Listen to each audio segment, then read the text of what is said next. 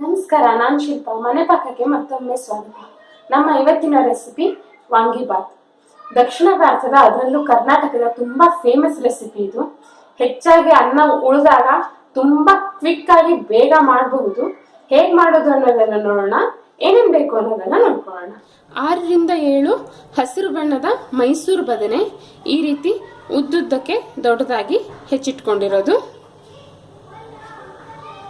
3 cup ಅನ್ನ ಅಥವಾ 3/4 cup ಅಕ್ಕಿಯಿಂದ ಮಾಡೋದು ಆಗುವಷ್ಟು ಅನ್ನ, 4 ಟೇಬಲ್ ಸ್ಪೂನ್ ಎಣ್ಣೆ, ಅರ್ಧ ಕಪ್ ಕಡಲೆ ಬೀಜ, 8 ರಿಂದ 10 ಕರಿಬೇವಿನ ಎಲೆಗಳು, 4 ಟೇಬಲ್ ಸ್ಪೂನ್ ವಾಂಗಿಬಾತ್ ಪೌಡರ್ ಅಥವಾ ಬಿಸಿಬೇಳೆಬಾತ್ ಪೌಡರ್. ಇದನ್ನ ಮಾಡೋದು ಹೇಗೆ ಅನ್ನೋದನ್ನ ಇನ್ನೊಂದು ವಿಡಿಯೋದಲ್ಲಿ ತೋರಿಸಿದ್ದೀನಿ, ದಯವಿಟ್ಟು ನೋಡಿ. 2 ಟೀ ಸ್ಪೂನ್ ಬೆಲ್ಲ, 2 ಟೇಬಲ್ ಸ್ಪೂನ್ ಹುಣಸೆ ಹಣ್ಣಿನ ರಸ ಅಥವಾ 1 ಟೀ ಸ್ಪೂನ್ ಹುಣಸೆ ಹಣ್ಣಿನ ಪೇಸ್ಟ್,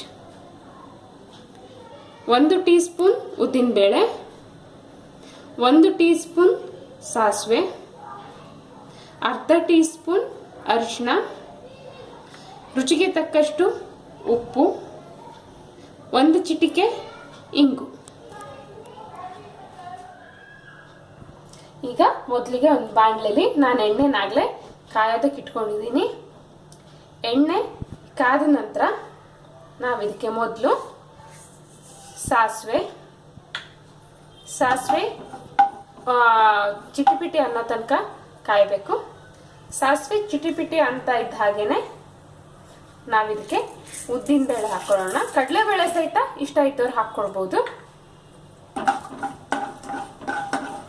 ಉದ್ದಿನಬೇಳೆ ಸ್ವಲ್ಪ ಕೆಂಪಾಗೋವರೆಗೆ 1-2 ಸೆಕೆಂಡ್ ನಾವು ಕೈ ಆಡಿಸ್ಬೇಕು. ನಂತರ ನೆಕ್ಸ್ಟ್ ನಾವು ಇದಕ್ಕೆ ಶೇಂಗಾ ಹಾಕೊಳ್ಳೋಣ, ಕಡಲೆ ಬೀಜನ ಹಾಕೊಳ್ಳೋಣ. ಕಡಲೆ ಬೀಜ ಸ್ವಲ್ಪ ಕೆಂಪಗಾಗೋವರೆಗೆ 1-2 ನಿಮಿಷ ಫ್ರೈ ಮಾಡಬೇಕು. ಈಗ ನೆಕ್ಸ್ಟ್ ನಾವಿದಕ್ಕೆ ಅರಿಶಿಣ, 1 ಚಿಟಿಕೆ ಇಂಗು, ಹಾಗೇನೆ ಕರಿಬೇವಿನ ಎಲೆಗಳನ್ನ ಹಾಕೊಳ್ಳೋಣ.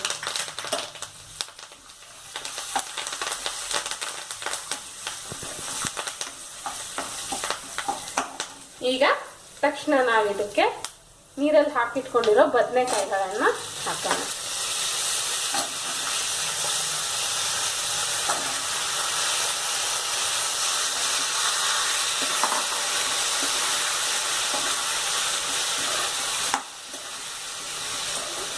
ಈಗ ಈ ಸ್ಟೇಜಲ್ಲಿ ನಾವಿದಕ್ಕೆ ರುಚಿಗೆ ತಕ್ಕಷ್ಟು ಉಪ್ಪನ್ನ ಹಾಕೊಳ್ಳೋಣ.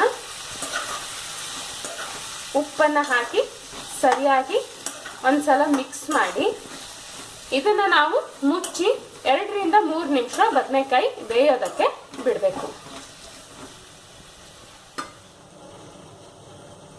ಈಗ 5 ನಿಮಿಷ ಆಗಿದೆ, ಬದನೆಕಾಯಿ ಬೆಂದಿದೆ. ಈಗ ನೆಕ್ಸ್ಟ್ ನಾವಿದಕ್ಕೆ ಬೆಲ್ಲ, ಹುಣಸೆ ಹಣ್ಣಿನ ರಸ, ಹಾಗೇನೆ ವಾಂಗಿಬಾತ್ ಪೌಡ್ರನ್ನ ಸಹಿತ ಹಾಕಿ ಮಿಕ್ಸ್ ಮಾಡ್ಕೊಳ್ಳೋಣ.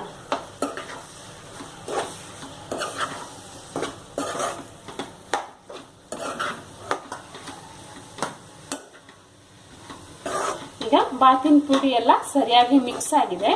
ಈಗ ನಾವು ಒಂದ್ಸಲ ಗ್ಯಾಸನ್ನ ಆಫ್ ಮಾಡಿ ಇದಕ್ಕೆ ಅನ್ನ ಹಾಕಿ ಸರಿಯಾಗಿ ಕಲಿಸ್ಕೋಬೇಕು.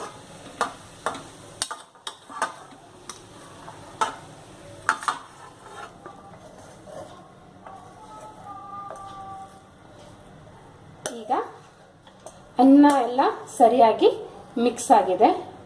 ಪೌಡ್ರು ಎಲ್ಲ ಅನ್ನಕ್ಕೂ ಸರಿಯಾಗಿ ಈವನ್ ಆಗಿ ಕೋಟ್ ಆಗಿದೆ, ಹಾಗೇನೆ ಎಲ್ಲಾನು ಸರಿಯಾಗಿ ಮಿಕ್ಸ್ ಆಗಿದೆ. ಈಗ ನಾವಿದನ್ನ ವಾಪಸ್ ಒಲೆ ಮೇಲಿಟ್ಟು ಮುಚ್ಚಿ 4 ರಿಂದ 5 ನಿಮಿಷ ಸ್ಟೀಮಲ್ಲಿ ಬಿಸಿ ಆಗೋದಕ್ಕೆ ಬಿಡಬೇಕು. ಈಗ 4 ನಿಮಿಷ ಆಗಿದೆ. ನಮ್ಮ ವಾಂಗಿಬಾತ್ ಬಿಸಿ ಬಿಸಿಯಾಗಿ ರೆಡಿ ಆಗಿದೆ. ನಾವಿದನ್ನ ಸರ್ವಿಂಗ್ ಬೌಲ್ಗೆ ತಕೊಳ್ಳೋಣ.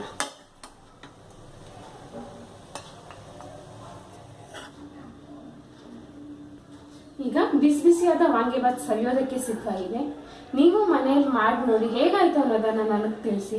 ಮುಂದಿನ ರೆಸಿಪಿಯೊಂದಿಗೆ ಮತ್ತೆ ನಿಮ್ಮನ್ನ ಭೇಟಿ ಆಗ್ತೀನಿ. ಅಲ್ಲಿವರೆಗೂ take care and happy cooking.